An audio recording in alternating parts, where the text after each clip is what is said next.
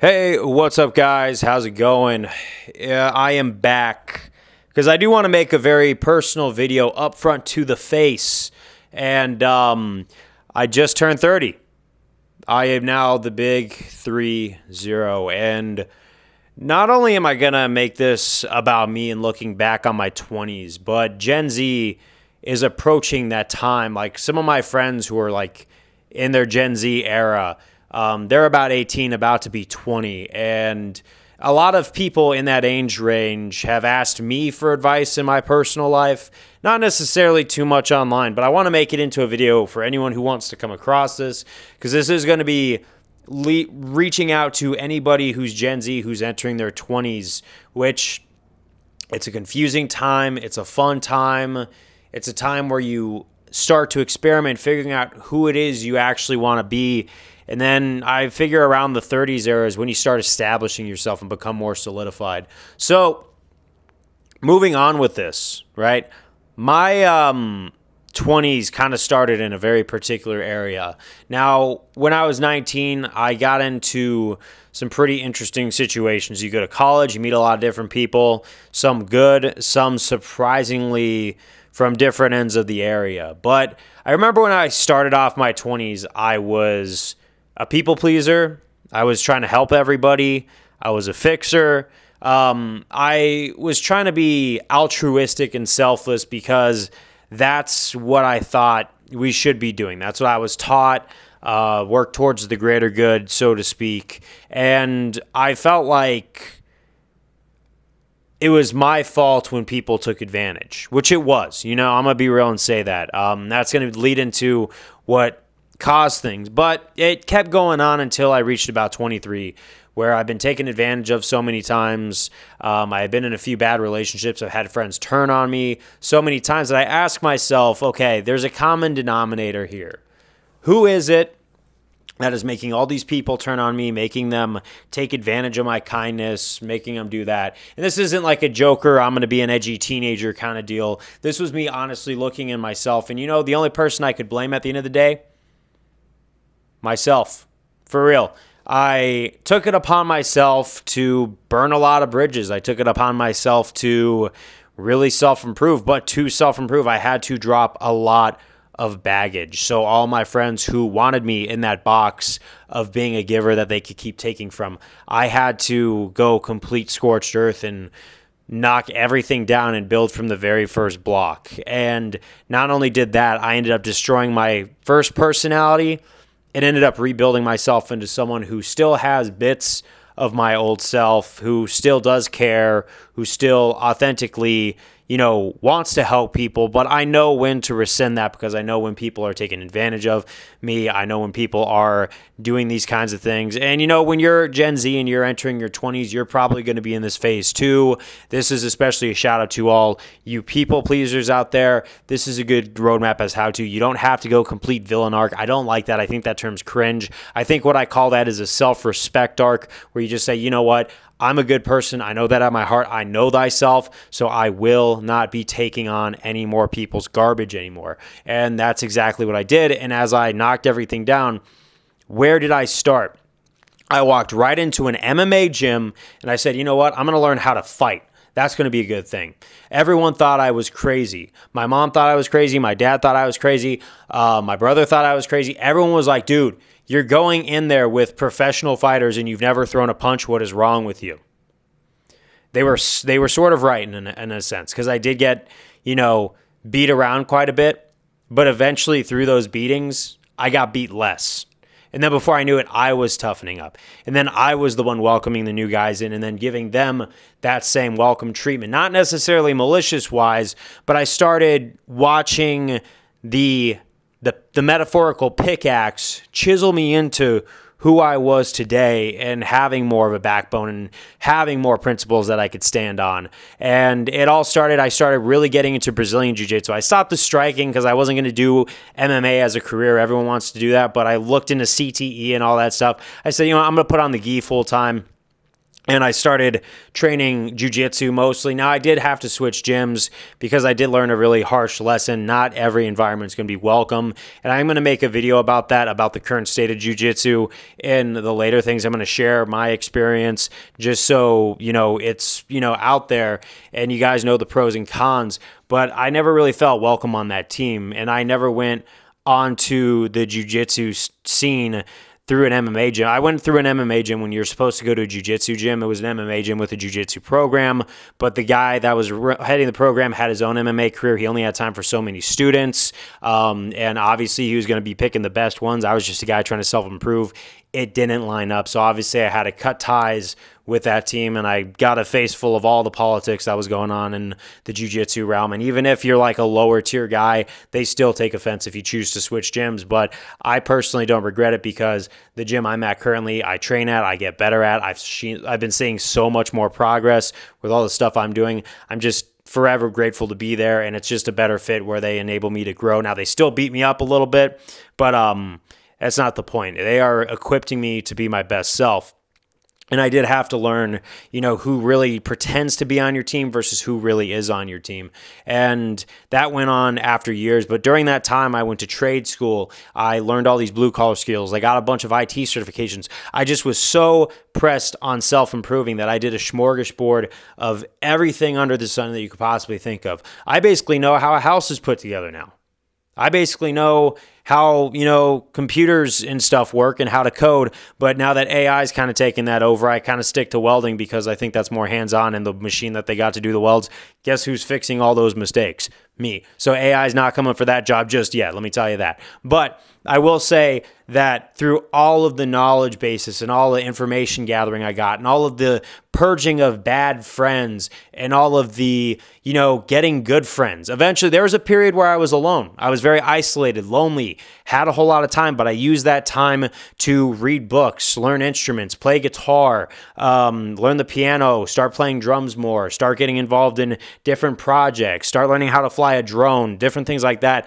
Every second of my later 20s, like my second half of my 20s, I did not waste. And that's the one thing, is it's a long story that would expand into like an hour-long thing if I could go over everything, but I don't want to do that. I want to save you guys some time. So I want to give some advice to Gen Z entering their 20s. So when you reach 30, you don't look back in fear or dread or where's the time going? Because right now I'm looking back at my 20s and saying, you know what? I'm proud of the work that I have put in my 20s. There's still a long way to go, but I don't feel like I wasted. In fact, in the last 5 years, 25 onward, I feel like I made up for the first half. That's how much work I put in. And honestly, I could look back at my 20s and not have a single regret. Now, obviously, no, that's not every moment was awesome. Not every moment was bliss. Some moments were quite painful. I got into some relationships. I got out of some. I broke up a few times. I met a lot of people, and through the rough, I found a few diamonds, but there were a lot of rocks to sort through. A lot of people I realized wasn't. It caused a lot of conflict, but through that conflict, I found people who were like my community, like people I was really meant to be around and people I actually vibe with, people I actually get along with, right? So where am I going with this is if you're entering your 20s in your Gen Z, I think the words of advice I could truly give you and be authentic about. Okay, do, yourself a favor. Don't hang out with people who don't have ambition if you want to go somewhere. Now, this is authentically the best advice any normal guy like myself can give anybody who wants to self-improve in their 20s. You are who you hang out with. If you hang out with a bunch of partiers, a bunch of bums, a bunch of people who don't even want to do anything with their lives, that's where you're going to be because they can't understand.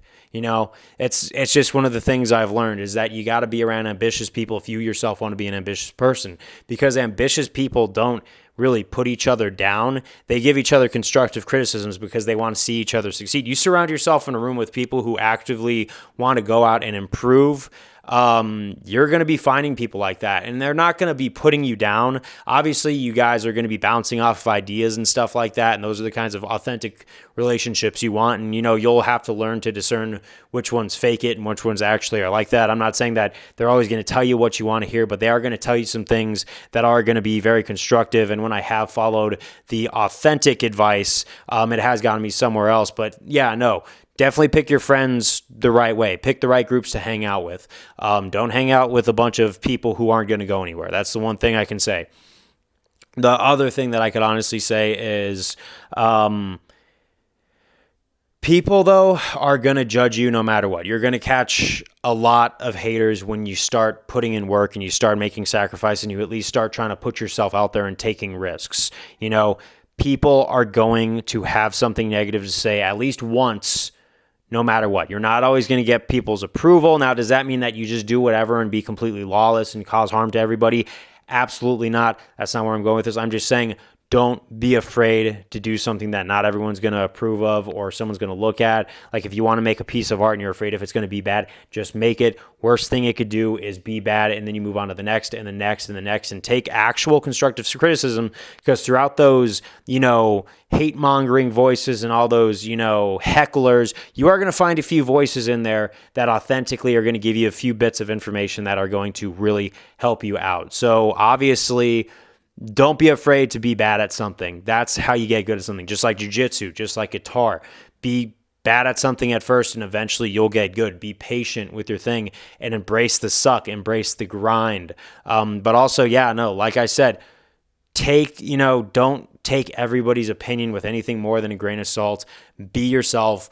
Don't lose your own truth. That's the one thing I could say is when I was in my early 20s, I spent so much time worrying about being liked by everybody that I was going to hurt someone's feelings. Dude, you're going to offend someone no matter what. There's going to be at least one person who's going to look at you and have a problem with it before you even are able to introduce yourself or even have a working relationship with these people.